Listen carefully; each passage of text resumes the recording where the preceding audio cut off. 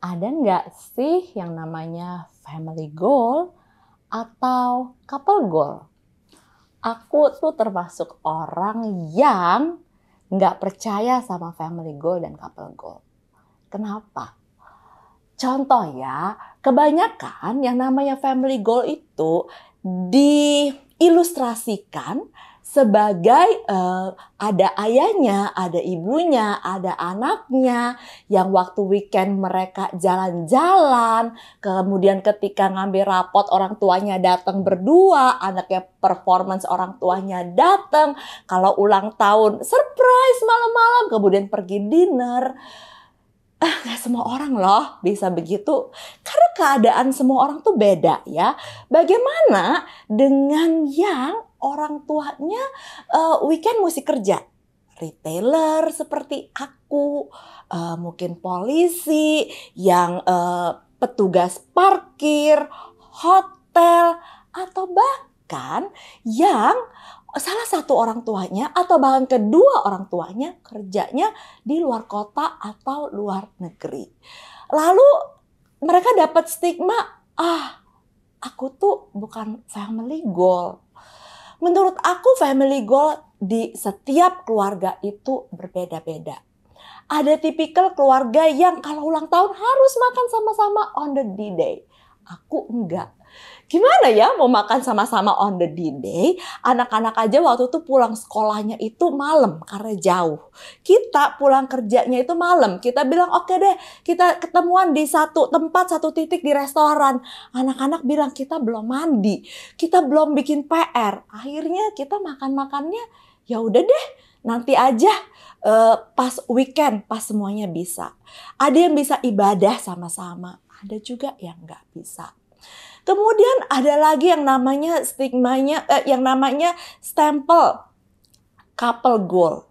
Kalau yang udah married itu sering posting ya kan, suami istri, misalnya istrinya masakin khusus kesukaan makanannya papa.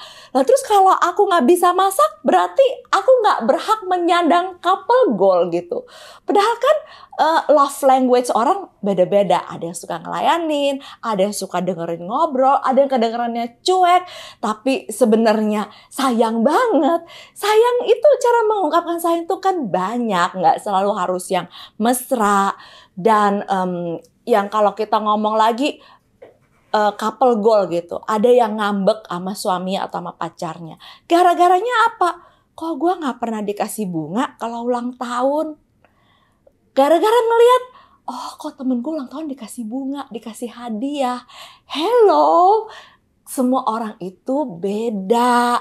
Mungkin aja kamu gak dikasih bunga, tapi dikasihnya bunga deposito. Atau dikasihnya ada yang kasih cincin berlian, ada yang kasih LM ke istrinya, ada yang kasih polis asuransi, ada yang gak punya apa-apa. Yang penting suaminya gak selingkuh. Ya kan daripada dikasih bunga, tapi suaminya kasih bunga juga sama cewek-cewek lainnya. Jadi gak usah, kayaknya manja banget gitu. Bukannya nggak boleh manja, tapi kalian juga mesti tahu ya, ngeliatin di Instagram orang lagi couple sama suaminya, nggak ada fotonya deh, mukanya cuma ada foto gelas wine-nya sama bunganya. Lu tahu dari mana itu nggak ngambil dari Google? Udah ngambek ke suami gara-gara nggak pernah diajak candlelight dinner, sudah ngambek nggak pernah dikasih bunga. Taunya yang posting itu peres, ngambil dari Instagram orang atau dari Google. Jadi nggak ada lah couple goal, family goal. Yang namanya sama anak itu kayaknya Ciwanda akrab banget.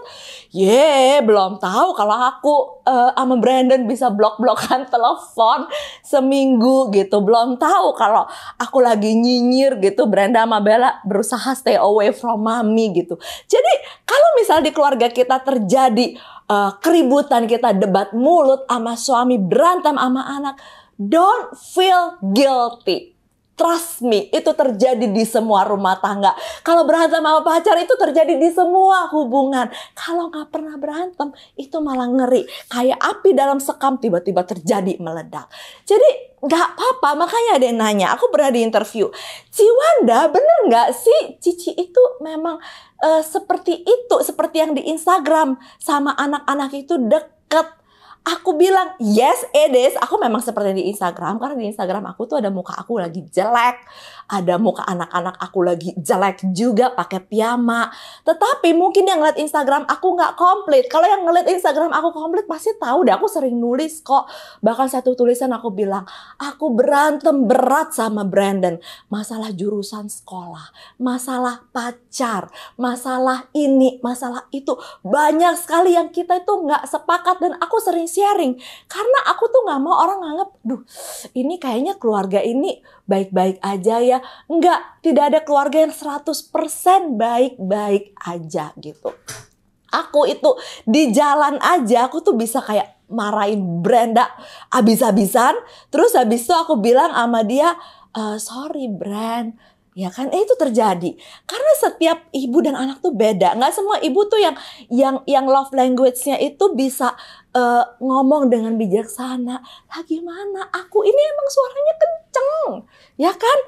Kalau orang Chinese itu orang Canton, orang Hong Kong suaranya itu memang kenceng kayak aku. Kayak orang Indonesia tuh orang Batak memang kenceng. Terus gimana?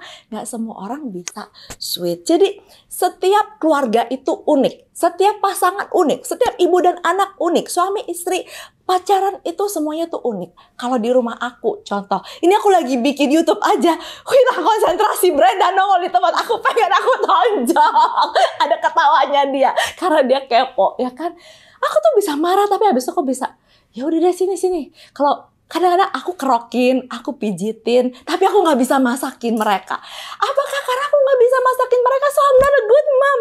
Tapi yang bisa masakin belum tentu bisa ngajarin anaknya dandan. Aku bisa ngajarin Brenda dandan. Kan talentnya mama semuanya beda gitu. Aku bisa ngajarin Brenda bikin konten, tapi aku nggak mungkin masakin Brenda Indomie. Yang ada Brenda yang bikinin Mami Indomie. Apakah aku ibu yang durhaka? Enggak, Brenda melakukan itu dengan senang hati, ya kan?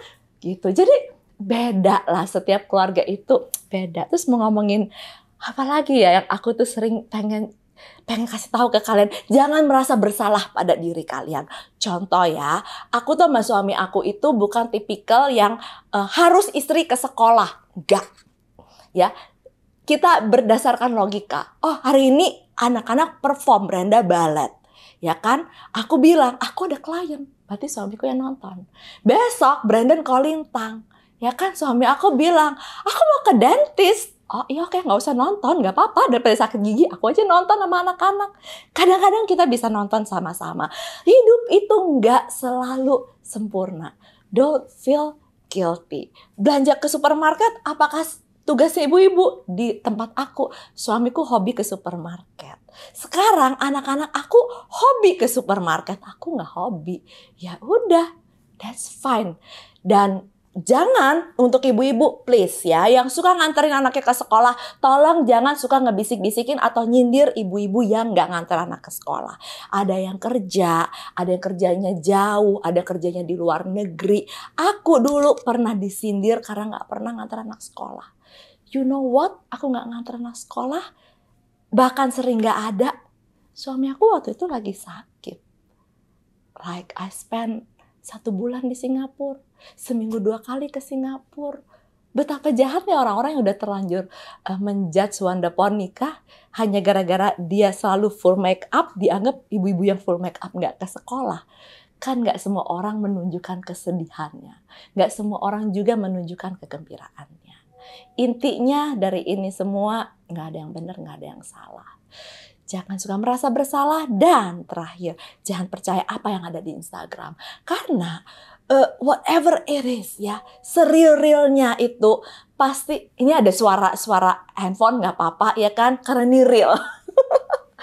Ya it's okay. Karena begini, karena pasti udah disensor lah yang di Instagram.